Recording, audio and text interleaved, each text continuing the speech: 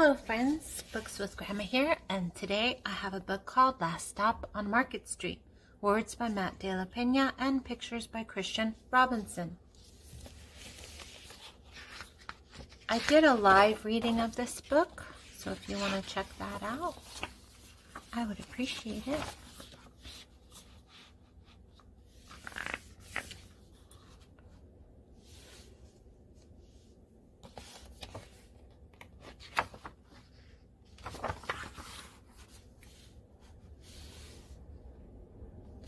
CJ pushed through the church doors, skipped down the steps. The outside air smelled like freedom, but it also smelled like rain, which freckled CJ's shirt and dripped down his nose. He ducked under his Nana's umbrella, saying, "How come we gotta wait for the bus and all this wet?" "Trees get thirsty too," his Nana told him. "Don't you see that big one drinking through a straw?" CJ looked for a long time, but never saw a straw. From the bus stop, he watched water pool on flower petals, watched rain patter against the windshield of a nearby car. His friend Colby climbed in, gave CJ a wave, and drove off with his dad. "Nana, how come we don't got a car?" "Boy, what do we need a car for? We got a bus that breathes fire, and old Mr. Dennis who always has a trick for you." The bus creaked to a stop in front of them. It sighed and sagged, and the doors swung open. "What's that I see?" Mr. Dennis asked. He pulled a coin from behind CJ's ear, placed it in his palm. Nana laughed her deep laugh and pushed CJ along. They sat right up front. The man across the way was tuning a guitar. An old woman with curlers had butterflies in a jar. Nana gave everyone a great big smile and a "good afternoon." She made sure CJ did the same. The bus lurched forward and stopped, lurched forward and stopped. Nana hummed as she knit. "How come we always gotta go here after church?" CJ said.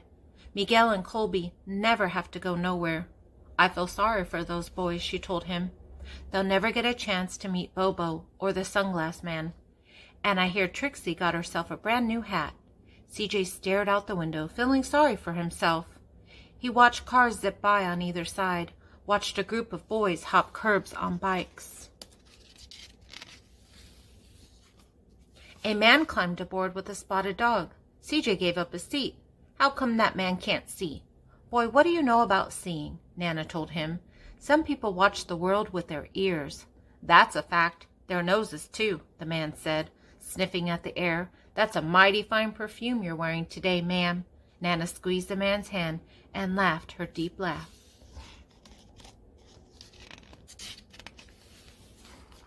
Two older boys got on next. CJ watched as they moved on by and stood him back. "Sure wish I had one of those," he said. Nana set down her knitting. "What for? You've got the real-life thing sitting across from you. Why don't you ask the man if he'll play us a song?" CJ didn't have to. The guitar player was already plucking strings and beginning to sing. "To feel the magic of music," the blind man whispered. "I like to close my eyes." Nana closed hers too. So did CJ and the spotted dog. And in the darkness, the rhythm lifted CJ out of the bus, out of the busy city. He saw sunset colors swirling over crashing waves, saw a family of hawks slicing through the sky, saw the old woman's butterflies dancing free in the light of the moon. CJ's chest grew full, and he was lost in the sound, and the sound gave him the feeling of magic. The song ended and CJ opened his eyes. Everyone on the bus clapped, even the boys in back. Nana glanced at the coin in CJ's palm. CJ dropped it in the man's hat. "Last stop on Market Street," Mr. Dennis called. CJ looked around as he stepped off the bus. Crumbling sidewalks and broken down doors, graffiti-tagged windows and boarded-up stores. He reached for Nana's hand. "How come it's always so dirty over here?" She smiled and pointed to the sky. "Sometimes when you're surrounded by dirt, CJ, you're a better witness for what's beautiful." CJ saw the perfect rainbow arcing over their soup kitchen. He wondered how his Nana always found beautiful where he never even thought to look. He looked all around them again, at the bus rounding the corner out of sight, and the broken street lamps still lit up bright, and the stray cat shadows moving across the wall. When he spotted their familiar faces in the window, he said, "I'm glad we came." He thought his Nana might laugh her deep laugh, but she didn't. She patted him on the head and told him, "Me too, CJ. Now come on."